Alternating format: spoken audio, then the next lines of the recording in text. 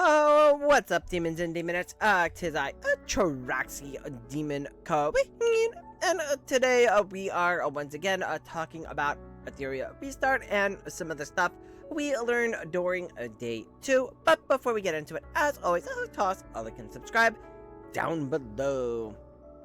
Alright, so the biggest thing that I learned about yesterday was the modules and stats, right? So we're gonna take a look at Leanne here, who I decided to switch over and build over Tiamat, because my goal was to try to get Tiamat to 6-star. I did.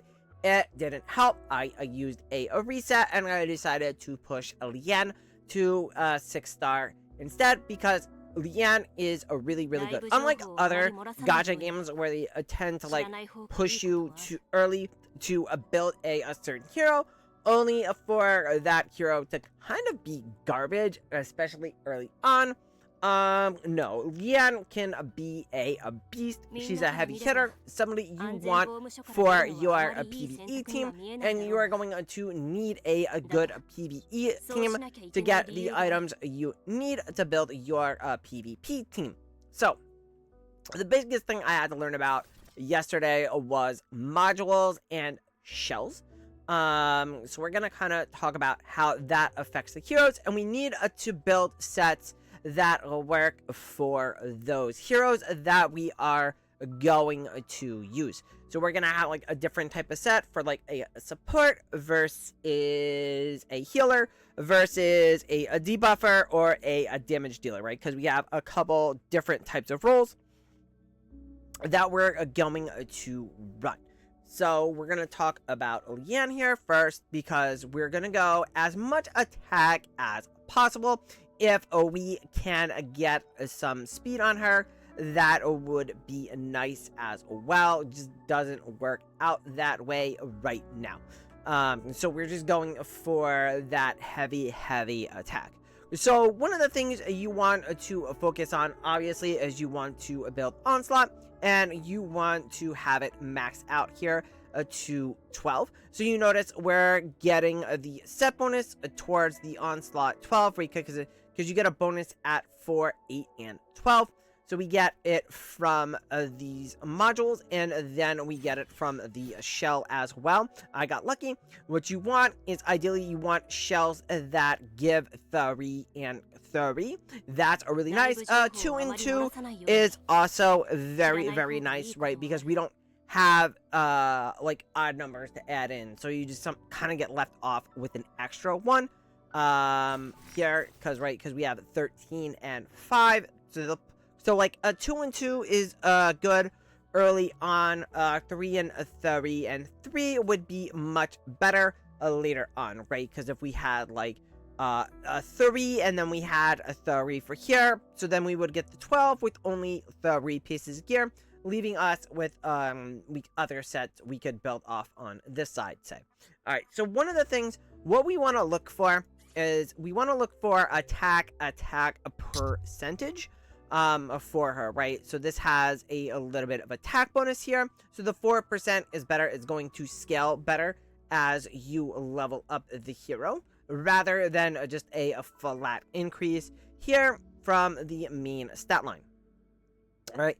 Here is always going to be HP, but you're going to want to look for something that has like attack or attack rate or crit rate, because we do want to add a little bit into her crit. You're not going to get it heavy from here. The best you're going to get is like a 29, but you're going to get like a 2. It gets better with like the unique modules, right? You see we have a plus 4% here, and a plus the 3% to crit damage there, and a plus 3 to speed. But like here, we'd have like a plus 2 to speed, that type of thing, right? So we have a plus 2 speed. Here, for the yellow, this is always going to be defense on the main stat line. But then again, we're looking for something like crit rate, speed, attack, right? Not effect resist isn't that big for PvE, not that I've seen yet. All right, so then on the right side, we get a lot of, this is where we get like our secondary stats, we'll say, from here, right? So we get our crit rate, but we want something that has like crit rate attack, crit damage, Effect accuracy doesn't really affect Leanne that much. She doesn't have any debuffs. We'll talk about that when we talk about a debuffing hero, right? So then we want, well, a little bit of crit damage is good, but again, we get attack percentage, so this is really good for her. And then we want something here. You know, again, we have attack percent. We want to go 4% because, again, it's going to scale better, right? And so then we get some crit damage on here, maybe a little bit of HP, defense, whatever. We're mainly going, if we could get like some speed or something instead of one of these other stats, it would probably be better. But having the extra HP and defense is never an issue. Now, you are going to, depending on the bonuses, right, you unlock everything at 3, 6, 9, 12, 15. I wouldn't necessarily worry about maxing out, like, for the HP defense. I probably have too much invested in this one. This would be if I was just to unlock all of the stats here. That's one of the mistakes I made early on, is I invested too much in modules, where we could have gotten off with like a 3 in one place, or a 6 in another place, or a 9. So like 3, 6, 9 would be good, like for like here and here. And then we want like 15 on the attack ones here that give like these big percent bonuses. Like this one we would want at 15, because obviously this is an outstanding. So outstanding and better, you kind of want to max out if you can. I would try to want to max out this, but again, it only has a straight attack, so it's not all that great. All right, so again, and then that's going to add into their stats here. So let's go ahead, we're going to look at a debuffer, right? So it's obviously going to be a bit of a different setup. We don't need as much attack here. I did go for the Swift Rush so that she goes faster. What we want is like a mix of effect accuracy, right? Because we want, that is going to be the main thing, and then just some defensive stats, and just to let her go as much as possible. So what you want to do is you want to marry up the effect accuracy with their abilities, right? So we have this debuff. So it had, instead of a 25% inflict vulnerable, 40% defense down, so that now becomes a 70%. If I could get some more, so erosion is now 40%, that type of thing. So if we could stack up a little bit more of the effect accuracy on her, that would probably help out as well. That's just something to consider, what that hero's role is, right? Or the Animus's role is. So here, you know, it's effect accuracy that we want. That's the big one. So in this case, you know, we don't need to go, see, I made the mistake. I leveled this. I already leveled this up high. I didn't need to. But we're just going something with like HP speed. Here it's just HP speed, HP bonus. That's fine. If I wanted to, I could maybe go up to like level 3 on this.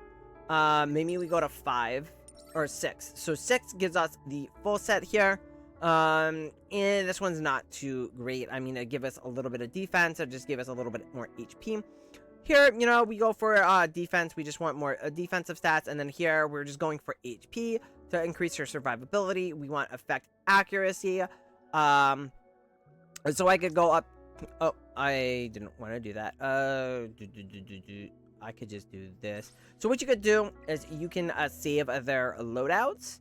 So it makes it, if you need, especially if you're limited early on what you have, you can just save their loadouts. We can confirm. Oh, I didn't want to build this one up because it's only a Swift 1, which is kind of not that great, right? But I believe so we do get a 3 from the shell, so we could upgrade this, probably just go to 6,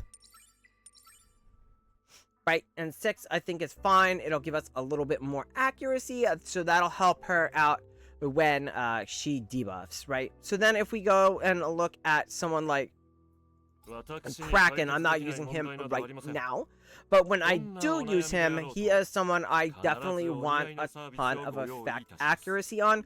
So there's the Doki Doki boss, right? We need to CC the ads. One of the animus that we can use is Kraken, right? And the ability that we're going to use is this CC. This is an AoE CC, so it's going to hit everybody. But as you can see, it has a 75% chance to decrease 25% turn meter and 40% chance. So we would need to increase this 40% up higher. If we could get it to 100%, that would be ideal. That means it would always hit. So right now we do 40%. With the modules we get an extra 36, so we're at 76%. If I dropped that I dropped that module that I have like on Freya in here, in theory, right? So I do that. No, that's HP bonus. We wanted right? So we could replace, right? So now that's going to be 60. That's going to get us up to that 100%. So that's what we have to run there to ensure that this is 100%.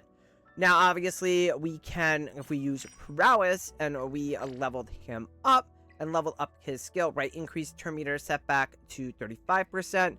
Damage multiplier, increase a chance to freeze, right? So if we increase it here through the prowess side of the abilities, that's going to give us some extra accuracy on him. That's the other thing too, is to consider, like, what do I need this hero to do most?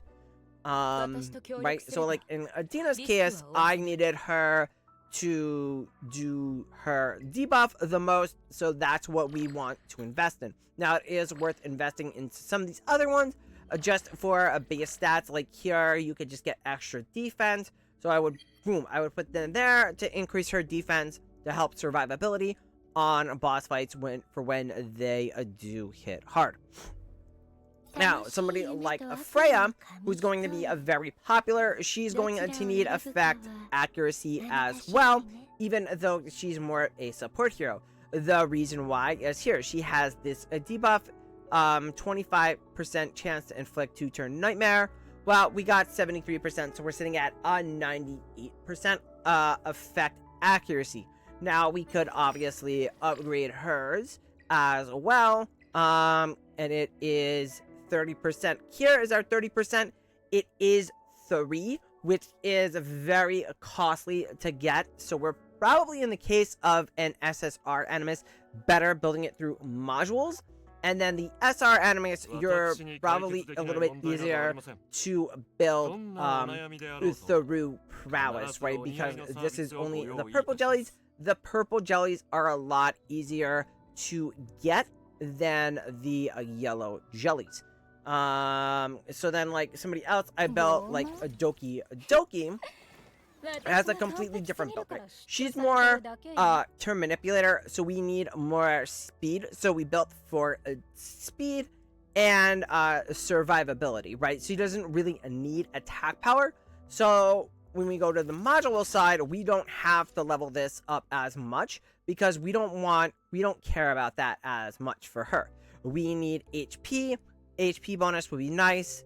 Speed would be much better. We want to make sure that we have the Swift set, so that's why we have so many Swift items tacked on. So like here, we have a defense, but this has speed as well and some HP. So the more speed we can get for her, the better.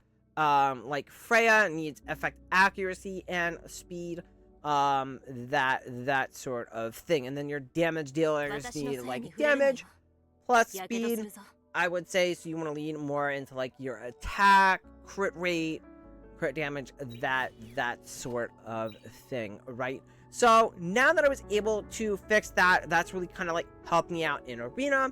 Again, still trying to climb. I can beat some gold teams, right? So we go to battle report. I lost, obviously. I mean, I don't think my defensive team is all that great. Oh, that's just a shared. I don't want to do that. I probably move stuff around. This team is kind of like it's based on basically the end hitting, but I move stuff around so that they hit you at the wrong time. I think that could affect things. I don't think it locks in.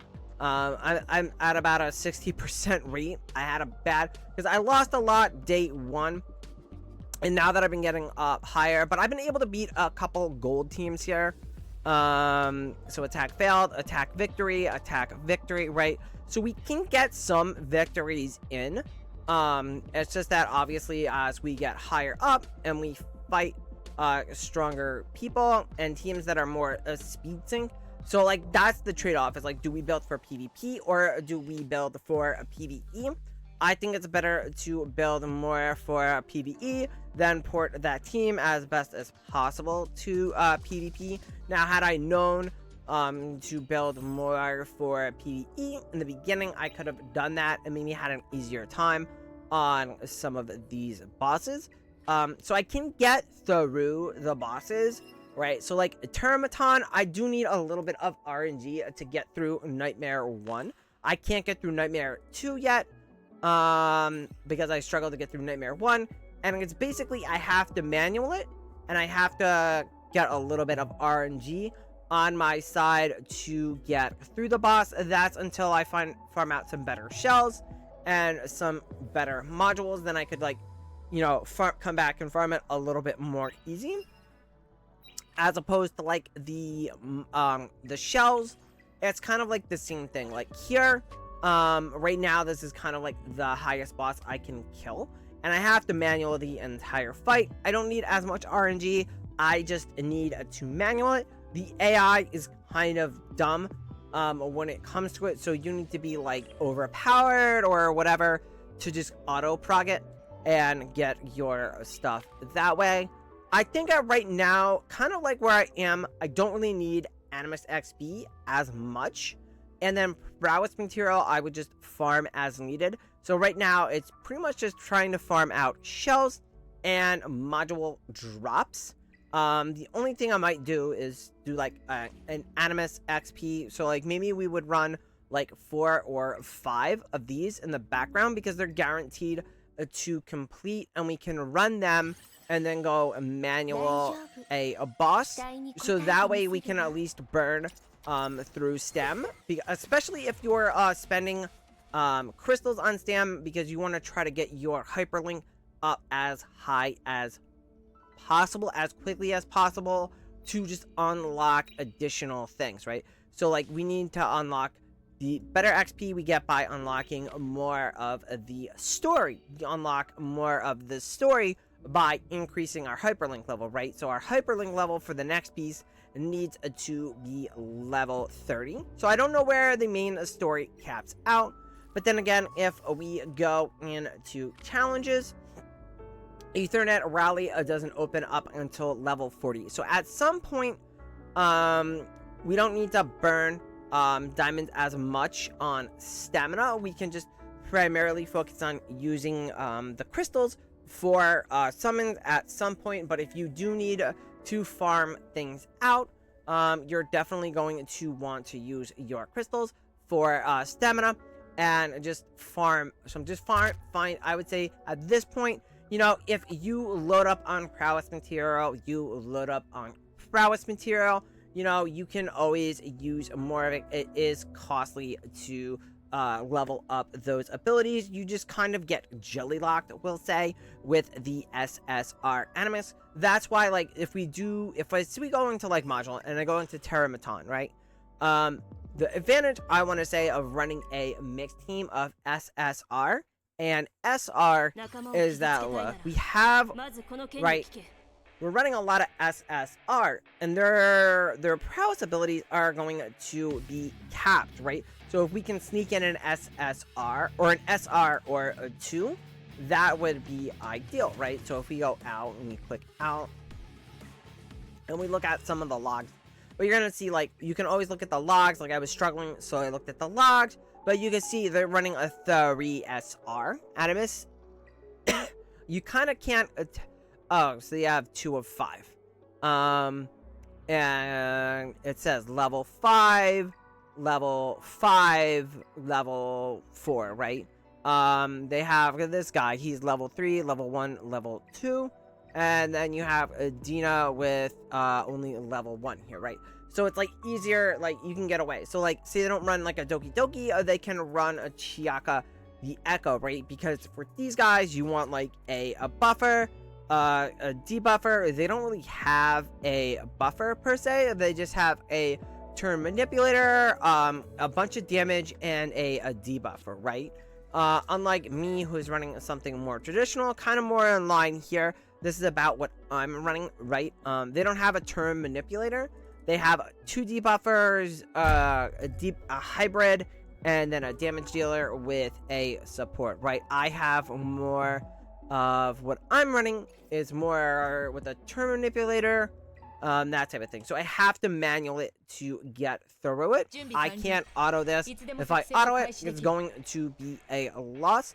Just because we need to manipulate things manually, we need to control who does what, that type of thing, right? So this is kind of like, this is the 5. I just said I'm gonna pick 5, and I'm gonna build around those 5, and we're just gonna work with them. So you can see I beefed up my Lian, I worked on my Freya some, my Dina, Doki Doki, and Einrik, right? So if I'm gonna dump experience points into anybody, it's going to be these few heroes.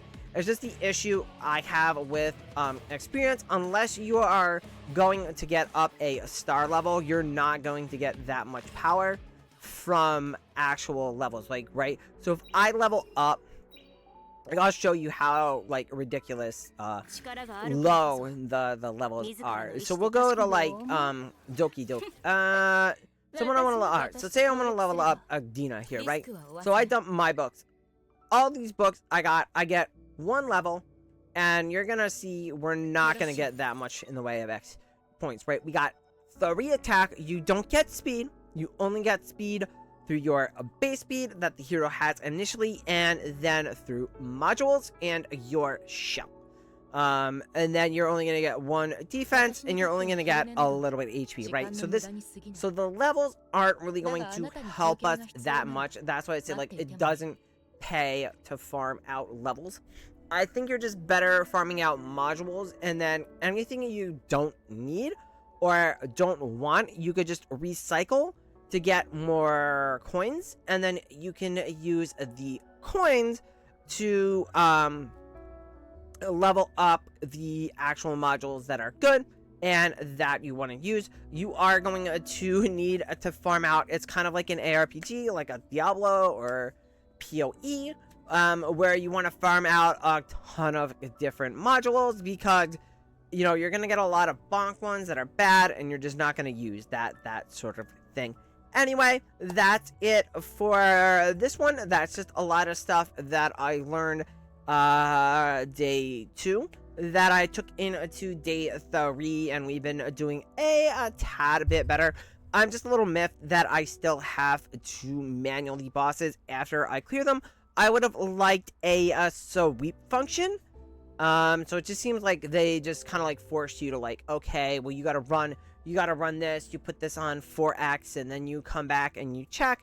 But yeah, I if it was like once you clear it, I would just, even if they wanted to do that, but once you clear it, it's guaranteed 100% win rate. It just takes X amount of time to run, or whatever. That would be fine. I think just a sweep option would have been better. It's just kind of annoying that I can't easily farm. I don't mind having to farm out the loot. That's to me, that's not the problem. The issue is that I'm only getting like 1 potential module, and it's going to take me 4 to 5 minutes to do a fight. I have to burn through like 1,000 plus stamina a day here, just to try to level up my hyperlink level.